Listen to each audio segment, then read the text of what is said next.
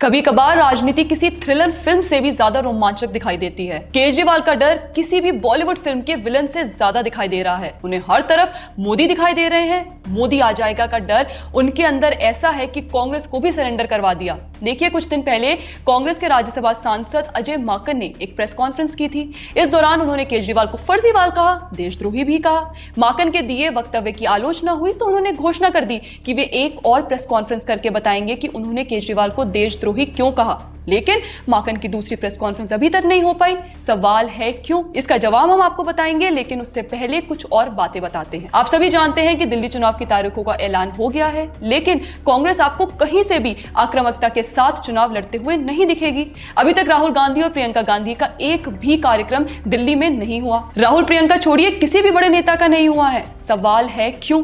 बात तो सही है। इससे भी मजेदार बात यह है कि लगभग 15 दिन पहले तक कांग्रेस दिल्ली चुनावों को लेकर खूब सक्रिय दिखाई दे रही थी। नई दिल्ली से केजरीवाल के खिलाफ संदीप दीक्षित को टिकट दिया, कई और प्रत्याशियों को भी टिकट की घोषणा की गई, लेकिन फिर अचानक पार्टी ठंडी पड़ गई। सवाल है क्यों? कांग्रेस के अचानक सरेंडर मोड में आ जाने के पीछे केजरीवाल का डर दिखाई देता है। दरअसल दिल्ली चुनाव की जैसे परिस्थितियां बन रही हैं, उनमें इस बार केजरीवाल को जीत आसान दिखाई नहीं दे रही। बीजेपी इस बार फ्रंट फुट पर और बदली हुई रणनीति के साथ चुनाव लड़ रही है। भ्रष्टाचार, कुशासन और शीश महल पर केजरीवाल बैकफुट पर है। ऐसे में केजरीवाल का डर है कि अगर कांग्रेस मजबूती से चुनाव लड़ती है तो वो आम आदमी पार्टी के ही वोट काटेगी, और अगर आम आदमी के वोट कटे तो बीजेपी को निश्चित तौर लाभ मिलेगा। ऐसे में केजरीवाल चाहते हैं कि कांग्रेस चुनाव लड़ती हुई तो दिखे, लेकिन वास्तव में ना लड़े, यानी हारने के लिए ही लड़े। सियासी गलियारों की माने तो केजरीवाल ने कांग्रेस पर दबाव बनाने के लिए इंडी गठबंधन के कई दलों से बात की है। खबरें हैं कि डीएमके के नेता और तमिलनाडु के मुख्यमंत्री एमके स्टालिन ने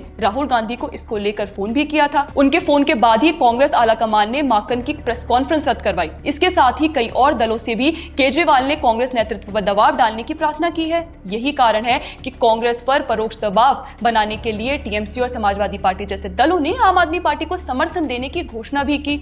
नहीं तो आप विचार कीजिए कि टीएमसी और समाजवादी पार्टी का दिल्ली में क्या जनाधार है जो उन्होंने यहां आपको समर्थन दिया है। अब यहां दो सवाल खड़े होते हैं।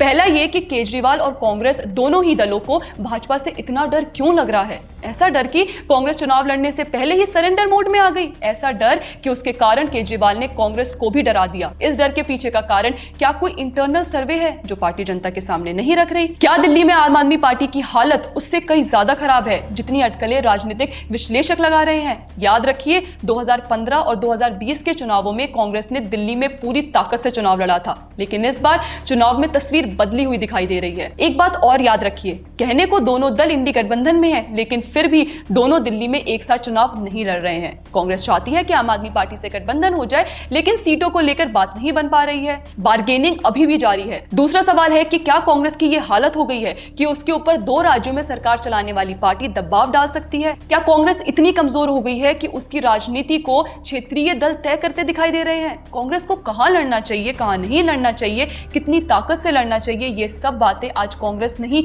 बल्कि दूसरे दल डिसाइड करते दिखाई दे रहे हैं। ऐसे में सवाल सीधा है कि क्या कांग्रेस, जो कि क्षेत्रीय दलों के बल पर राजनीतिक तौर पर सांसें ले रही है, उसके पास क्षेत्रीय दलों के दबाव में काम करने के सिवाय कोई और विकल्प नहीं? इस सब के बीच देखने वाली बात यह होगी कि केजरीवाल इस डर के कारण और क्या क्या करते हैं। अटकलें ये भी हैं कि केजरीवाल नई दिल्ली के साथ ही किसी और भी सीट से चुनाव लड़ सकते हैं। अगर ऐसा होता है तो ये तय मानिए कि नतीजे चौंका सकते हैं। दिल्ली में कांग्रेस सरेंडर मोड में दिखाई दे रही है। इसको लेकर आपका क्या कहना है? कमेंट सेक्शन में हमें जरूर बताएं। हमारा कंटेंट पसंद आता है तो चैनल सब्सक्राइब भी कर लें। जय हिंद।